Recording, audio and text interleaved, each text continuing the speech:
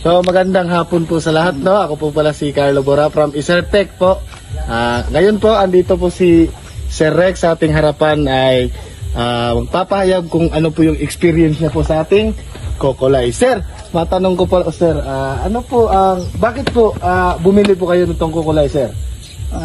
Maganda yung Kokolay, soil conditioner, Yes, sir. the same time fertilizer din siya sa mangga.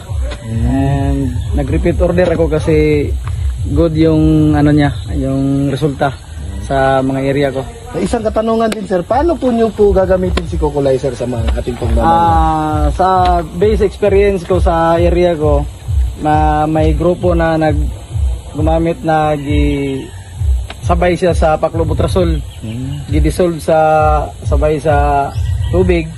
Then yung ibang grupo ko rin, gumagamit sila isabay din sa fertilizer na commercial. So dalawang pamamaraan. Drenching tsaka sabog. Opo. Sabog. So, tanong ko last po na katanungan, sir. Ano pong benepisyo sa inyo sa Kokolay? Bakit niyo po siya ginagamit?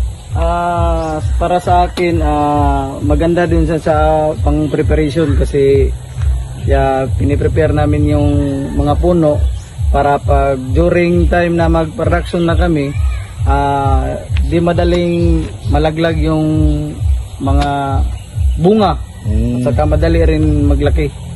So parang binuboost or pataba namin yung puno para ready siya for production na naman. Okay. So, yun po, no?